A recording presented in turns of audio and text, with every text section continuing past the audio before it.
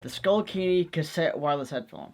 Are they really worth the 30 bucks that they are, or are they just another pair of trash headphones that are cheap and too bass heavy or whatever?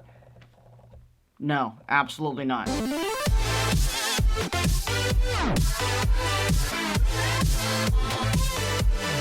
What's up, everybody? Welcome back to a brand new video. In today's video, we can clearly tell I'm reviewing a new Skullcandy product. I try to get them first, and there you go. It's me and GameSky who were the first to do it again. By the way, his video is linked on screen right now, wherever the iCard usually is, before YouTube takes everything down. But let's just start off with the build quality of these headphones. You can clearly tell they look like a toy. They kind of feel like a toy. The first second I picked up these headphones, they remind me a lot about the Skullcandy #3 wireless in a good way. They have that same matte plastic kind of feeling, but again, they're built a lot more cheaper. You can see they dangle around a lot more. Again, huge price difference. Clearly makes sense that they're a completely different headphone. But anyways, getting back to this headphone right here, the cheap build quality isn't necessarily a bad thing. Again, the demographic for these headphones, I say, is suitable more for kids or someone who just wants a throw in the bag gym kind of headphone. But again, for the price they are, they're actually relatively good, or even better than the competition.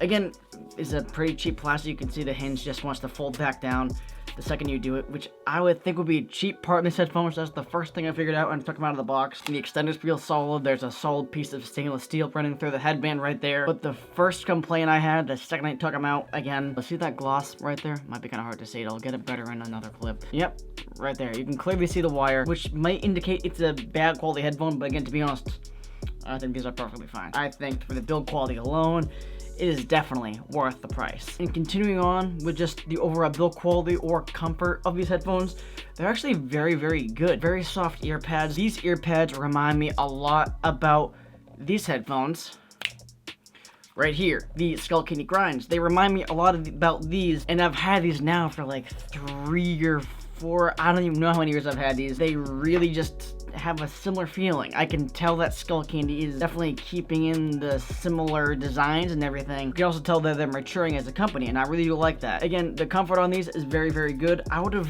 preferred these to be a little bit more of a tighter clamping force, but again, all like a relatively cheaper end of plastic, so it can't have that much clamping force. You get what you pay for. But again, that doesn't say these headphones are bad. They're just a cheaper manufactured headphone. Anyways, getting right back into these, they're very comfortable. I personally think the padding underneath the headband right here has absolutely no use whatsoever.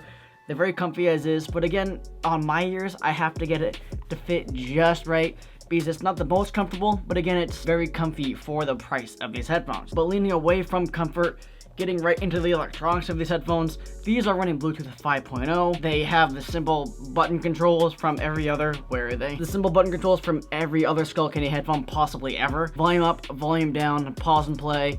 If you press and hold it, you can activate Siri or any voice command on your cellular device. It has a built-in microphone. Where is it?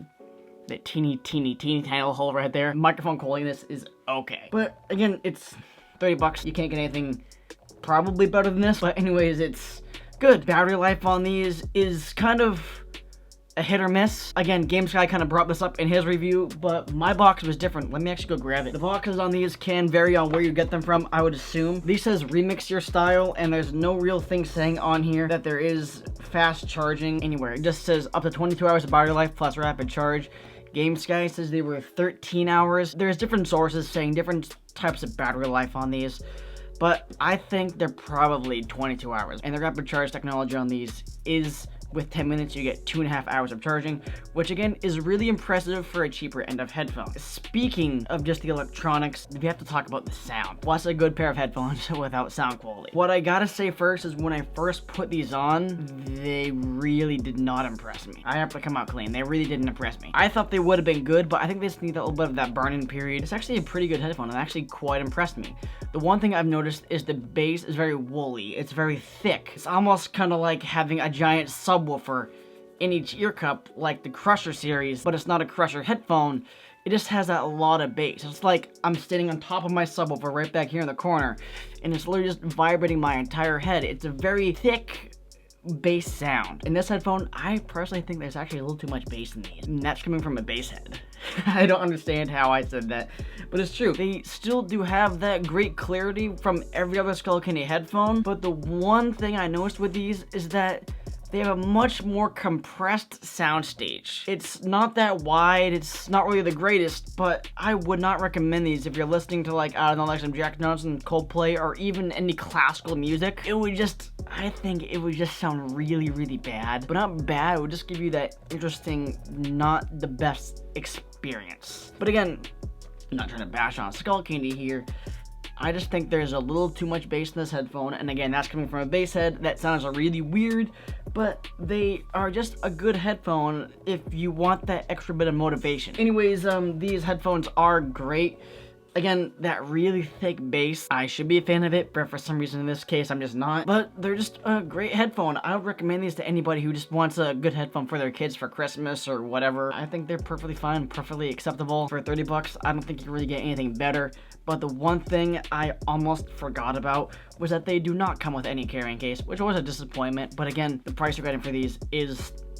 it is what it is. This is one thing I always forget about to the last minute. I don't know why, I always do. The charging port right down here, along with the headphone jack.